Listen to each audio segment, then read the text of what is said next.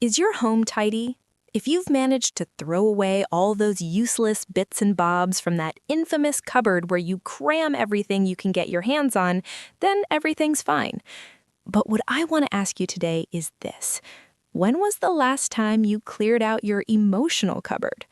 Most of us have been so busy organizing our homes that we've completely overlooked the clutter within us, the old grudges we still carry, the sorrows we've never managed to let go of, feelings of guilt that barely even belong to us anymore, habitual worries we haven't even noticed simmering in the background. Today, we'll talk about all of them. And by the end of this video, you'll learn practical ways to finally start letting go of some of that invisible burden inside you. Now, take a deep breath, relax, and if you're ready, let's begin. The junk drawer in your mind. Let me give you an example. Imagine a drawer containing rubber bands, expired vouchers, keys you don't know where they belong, a very old birthday card, and batteries you can't remember whether they're full or flat. Chances are you have a drawer like this in a cupboard somewhere in your home. How do I know? Because we all have a drawer like that, and most of us have been carefully ignoring it for years. In fact, we have a drawer like that in our minds, too. For decades, you've been tossing things into that drawer. What sort of things? An argument you had with your sister 30 years ago that was never resolved. A venture where you blamed yourself and others for its failure. An apology you never asked for, even though you deserved it. Regrets over opportunities missed due to life's hardships. The interesting thing is that we're all very good at using physical tasks to avoid emotional ones. Psychologists call this productive procrastination. You're being productive, but you're doing it to avoid something more difficult. For example, instead of having a difficult conversation, you choose to sweep and mop the entire living room. Instead of facing an emotion that's bothering you, you give the bathroom a thorough clean. This is by no means a criticism. It's an extremely human behavior. Physical tasks offer us something that emotional tasks usually cannot, an immediate, visible result. You can look at the places you've cleaned and say, I did that. Achieving results in emotional matters, however, takes much longer. To be honest, I have to say that emotional baggage never really goes away. It will affect your sleep patterns, your relationships with friends and family, the mood you wake up in each morning, in short, every moment of your life. For women in their 60s, 70s, and beyond, this stage of life means the time has finally come to sort this out. Our children have grown up. Our relationship with them has changed over time. We've earned the right to stop playing a part and start living authentically. Now I'd like to ask you something. Is there a feeling or memory you've carried for years, but deep down you know it's time to let go? You don't need to share the whole story. Simply naming it can be surprisingly powerful. Write in the comments. The weight you can't see. Now I'd like to talk about a subject that doesn't get enough attention. Emotional weight has a physical weight to it. I'm not talking about a metaphorical weight. I'm talking about a real physical weight that you can feel in your body. Have you ever woken up feeling tired even though you'd slept for 8 hours? Or have you ever walked into a room and felt an indefinable yet persistent heaviness that you couldn't quite explain? Or has a song playing on the radio suddenly made you feel overwhelmingly emotional?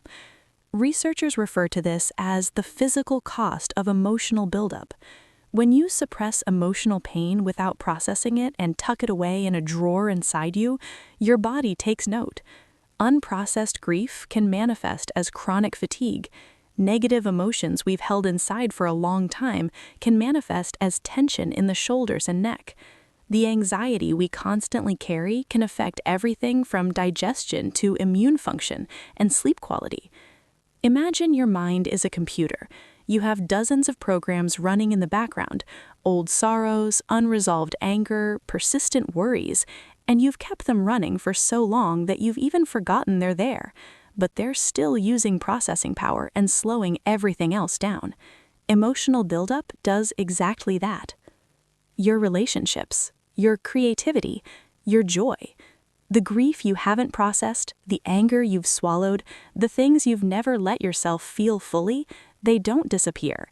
They just find other ways to express themselves, sometimes as physical symptoms, sometimes as an emotional distance from the people you love, sometimes as a low-level sadness that you've just accepted as the way things are. But that's not the way things have to be. Taking emotional inventory. Okay, so now we know what the problem is. Let's talk about what to actually do about it. The first step is what I call the emotional audit. Think of it like going through your closet, but instead of asking, does this still fit? You're asking, does this still serve me? Here's a simple framework. I want you to think about your emotional life in 3 categories. Keep.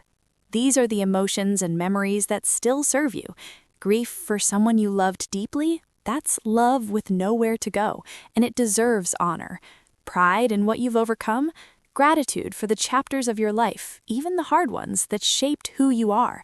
These stay. These are part of your story in the most beautiful sense. Process. These are feelings that haven't been fully felt yet. Maybe there's a loss you pushed through too quickly, a disappointment you minimized, a version of yourself that you had to abandon, the artist, the adventurer, the woman who had big dreams that life redirected. These feelings aren't clutter. They just need attention. They need to be felt, acknowledged, and gently released. Release.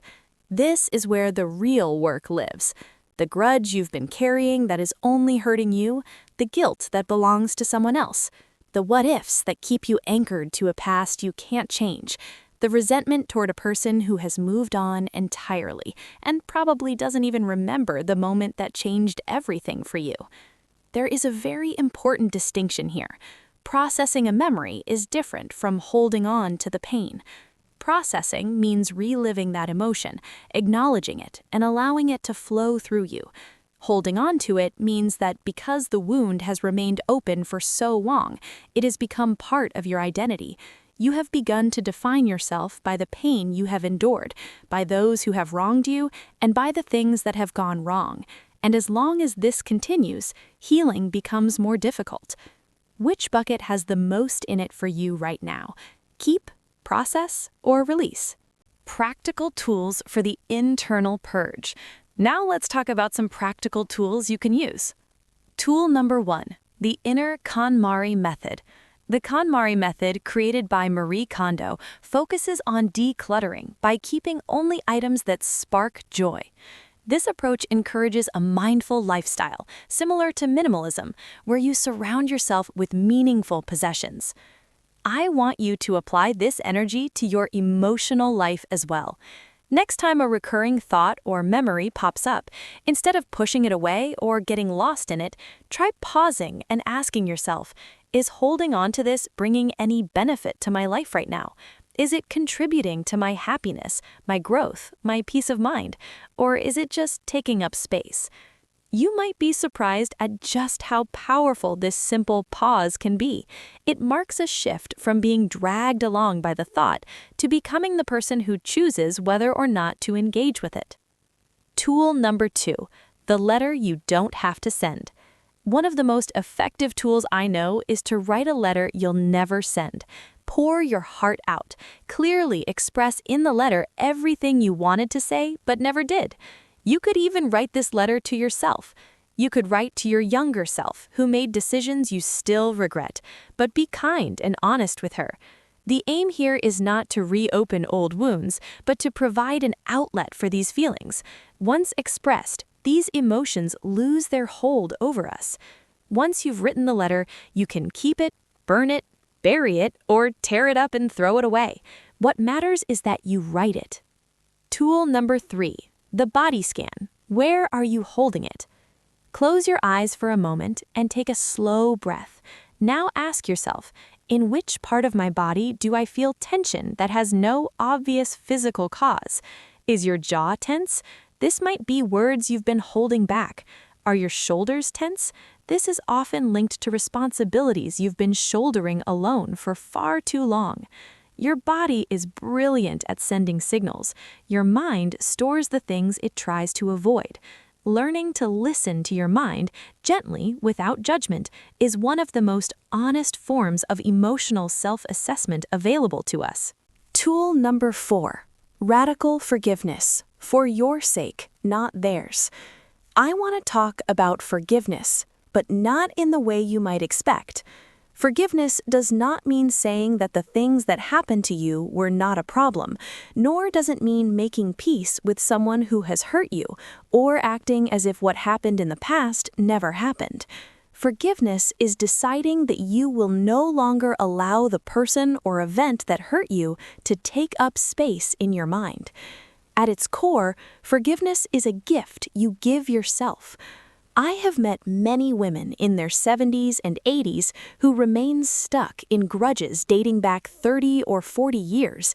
They continue to harbor ill feelings towards people who are no longer even alive and are wasting their mental energy. I gently ask them, if you were to reclaim all that energy, what would you do with it? Forgiveness doesn't happen overnight. It isn't a matter of a single decision. Some days it continues. Other days, the anger returns. This is perfectly normal. Just as you tidy a messy room, you make progress little by little. Rest assured, you will sort it all out. I'd love to know, which of these 4 tools resonates most with you? Tell me in the comments, and if you've tried any of them before, share what happened. Your experience might be exactly what someone else here needs to hear today. What radical lightness actually feels like. When you start clearing emotional clutter, even just a little bit, the following usually happens. You begin to feel lighter in ways you didn't expect, not just emotionally, but physically too. You sleep more deeply and soundly. You laugh more freely. Things that used to annoy you aren't as irritating as they once were. Creative energy usually returns. Many women have told me that after doing emotional cleansing work, the hobbies they'd set aside, painting, writing, gardening, music, have started calling to them again. It's as if the mental space once occupied by old pain has cleared to make way for something new. Perhaps most importantly of all, your relationships with your loved ones will become more meaningful. There's a woman who often comes to mind. She's in her early 70s and has spent most of her adult life harboring resentment towards her mother, a complex situation. After completing this emotional inventory exercise, she said something that has stayed with me. I finally feel as though I'm truly living my life. This is radical lightness. It is not about erasing your past. It means having the power to decide how to respond, rather than allowing your old pains to dictate your course. In other words, it is being fully present in the moment. Building emotional hygiene. Now, one important note, clearing the emotional clutter isn't a one-time project. Just like physical clutter, things accumulate. New hurts happen. Life keeps adding to the pile. So what we want to build, alongside this initial purge, are habits of emotional hygiene. Think of it the same way you think about keeping your house tidy. You don't do one big clean and then never clean again.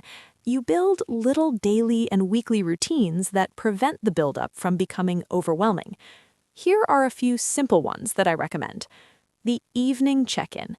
Take 2 or 3 minutes before you go to sleep. Ask yourself, is there anything from today that I need to be aware of? Sometimes simply voicing it out loud, that comment hurt my feelings, or I was more anxious than I needed to be today, can be enough to stop these feelings from building up silently. The resentment interrupt.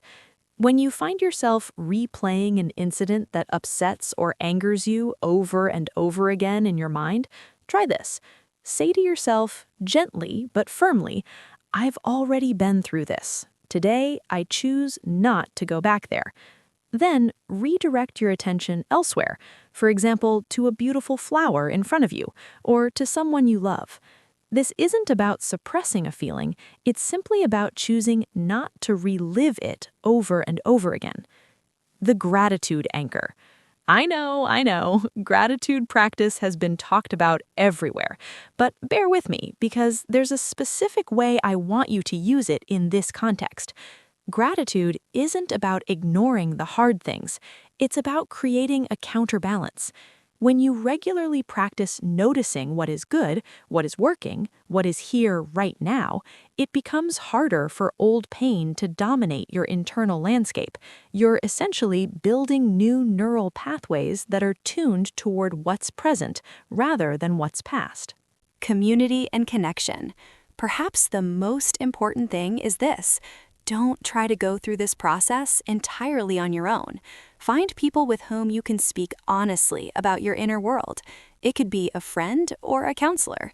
Having someone bear witness to our emotional experiences is one of the most healing things available to us as human beings. And if you haven't already, I would very much like this comment section to be one of those places for you too. So let me give you a summary of the whole thing from start to finish. Throughout your life, you've taken an interest in everything: your home, your family, your responsibilities. You've supported so many people in so many ways. Now, I want you to direct some of the care you've shown to others towards yourself as well. Don't see the emotional burden you carry as a weakness. The burden you carry is actually proof that you've lived a full life. It's proof that you've overcome difficult circumstances. It's proof of what it means to be human in a complex world. But you don't have to carry all of this on your shoulders. Right now, today, you can start setting some of it aside. Not all at once, and not perfectly. Just one thing at a time. One item, one box. Start with an emotional assessment. Ask yourself what you'll keep, what you'll process, and what you'll let go of. Try writing a letter you'll never send. Notice where the tension is in your body. Practice gentle daily habits that prevent new clutter from forming. And most importantly, be kind to yourself throughout this process. You are a woman who has lived a real life, and you are now choosing to live the rest of your life in a freer and lighter way than before. You are doing one of the bravest things a person can do. If this video has moved you or added something useful to your life, please share it with a friend who might need to hear it. And please leave your thoughts in the comments. I read every single one and am genuinely curious to know what this conversation means to you. Until next time, take care of yourself, not just your wardrobe, yourself.